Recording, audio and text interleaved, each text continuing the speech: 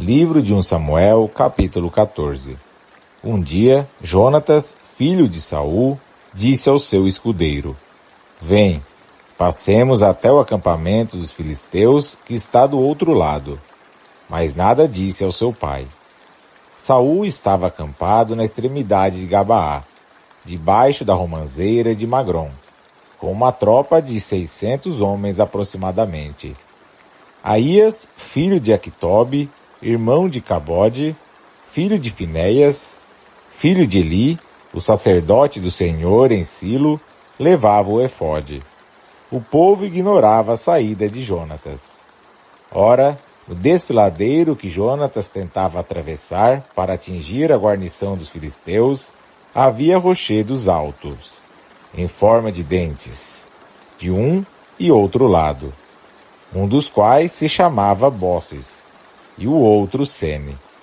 Um desses se elevava ao norte, defronte de Macmas, e o outro ao sul, do lado de Gabaá.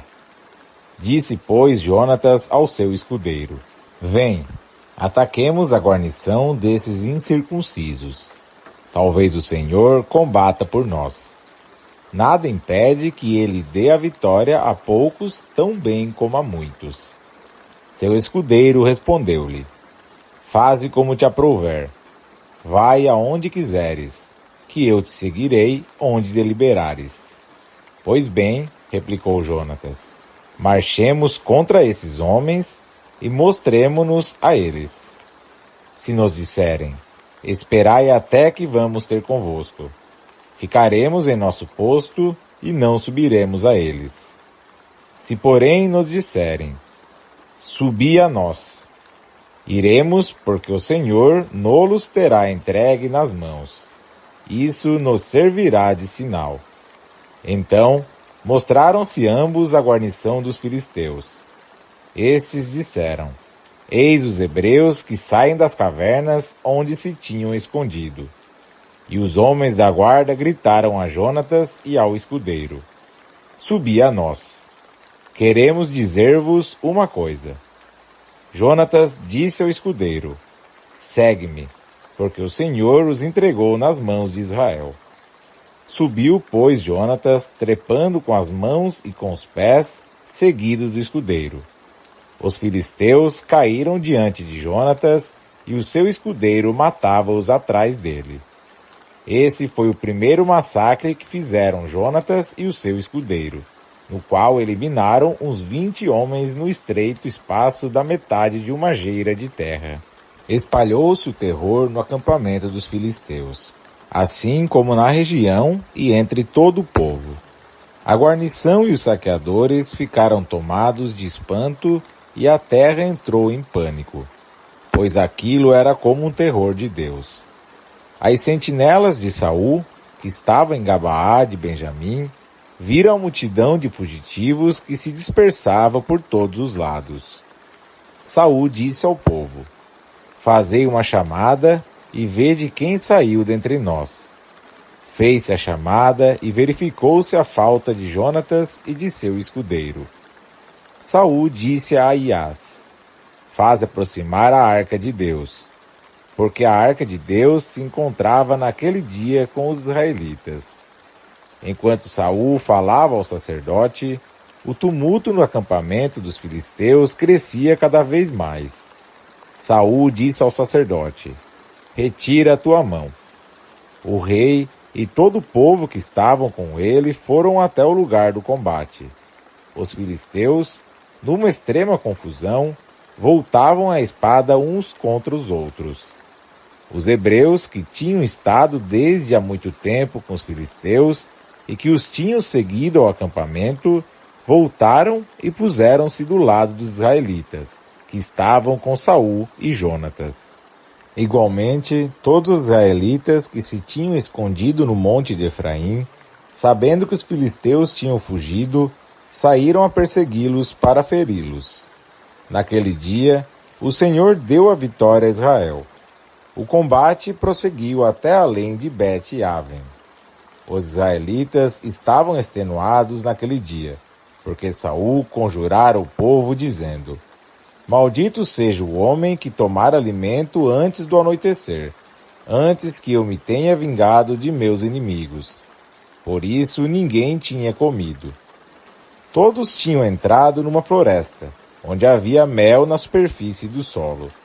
O povo entrou, pois, na floresta e viu o mel que corria, mas ninguém levou a mão à boca, por respeito ao juramento. Mas Jonatas, ignorando o juramento que o seu pai obrigara o povo a fazer, estendeu a ponta da vara que tinha na mão, mergulhou-a num favo de mel e a levou à boca. Então seus olhos fatigados brilharam. Um homem do grupo disse-lhe: Teu pai fez jurar o povo dizendo: Maldito o homem que hoje tomar alimento. E o povo estava esgotado. Jonatas disse: Meu pai fez mal à terra. Vede como se me iluminaram os olhos porque comi um pouco de mel. Sem dúvida, se o povo tivesse hoje comido da presa tomada ao inimigo, não teria sido muito maior a derrota dos filisteus? Eles derrotaram naquele dia os filisteus, desde Macmas até Aialon. O povo, esgotado de fadiga, lançou-se sobre a presa e tomou as ovelhas, os bois e os bezerros, que degolou sobre a terra, comendo a carne juntamente com o sangue. Eis que o povo está pecando contra o Senhor, vieram dizer a Saul, comendo carne com sangue.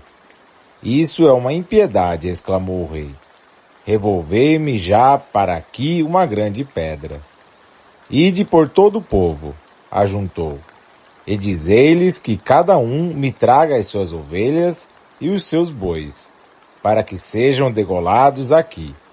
E comais então sem pecar contra o Senhor, comendo carne com sangue. Cada um deles levou naquela noite o gado que tinha em mãos e o degolou ali. Saul edificou um altar ao Senhor. Esse foi o primeiro altar que ele levantou. Depois Saul disse: Desçamos durante a noite contra os filisteus e despojemo-los até os primeiros albores do dia e não deixemos vivo um só homem deles. O povo disse: Faze tudo o que melhor te parecer. Então o sacerdote disse: Aproximemo-nos aqui de Deus. Saul consultou a Deus: Perseguirei os filisteus? Tu os entregarás nas mãos de Israel? Mas Deus não lhe respondeu dessa vez. Saul disse: Fazei vir aqui todos os chefes do povo. Investigai e dizei-me qual é o pecado que hoje se cometeu. Pela vida do Senhor, libertador de Israel. Mesmo que fosse meu filho, Jonatas, ele morrerá. Mas ninguém na multidão lhe respondeu. Pondo-vos de um lado, disse ele a todo Israel: Eu e meu filho Jonatas estaremos do outro. A multidão respondeu-lhe: Faze o que te parecer melhor.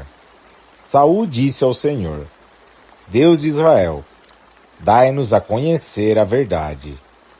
Jonatas e Saul foram designados pela sorte e o povo ficou livre. Então Saul disse: Lançai a sorte entre mim e Jonatas, meu filho. E caiu a sorte em Jonatas. Confessa-me o que fizeste, disse Saul ao seu filho.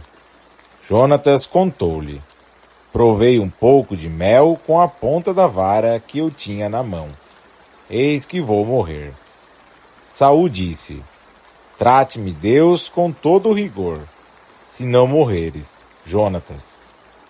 Mas o povo interveio. Como haveria de perecer Jonatas, ele que deu essa vitória tão grande a Israel? Isso não pode ser. Viva Deus! Nem um só cabelo de sua cabeça cairá por terra, porque foi por Deus que ele operou hoje dessa forma. Assim o povo salvou Jonatas e ele não morreu. Saul voltou e não perseguiu os filisteus, que foram para as suas terras. Saul, depois de ter tomado posse do reino de Israel, combateu contra todos os inimigos da vizinhança: Moabe, os amonitas, Edom, os reis de Soba, os filisteus. Para onde quer que se voltava ele vencia. Portou-se valorosamente, feriu Amaleque e livrou Israel das mãos dos que o devastavam. Os filhos de Saul foram Jonatas, Jesui e Melquizoá. A primogênita de suas duas filhas chamava-se Merobe, e a mais nova Micol. Sua mulher chamava-se Aquinoã, filha de Aquimaás. O general de seu exército era Abner, filho de Ner, tio de Saul. Cis, pai de Saul, e Ner, pai de Abner, eram filhos de Abiel. Durante todo o tempo da vida de Saul, a guerra foi encarniçada contra os filisteus. O rei, logo que descobria um homem forte e valente, tomava-o a seu serviço.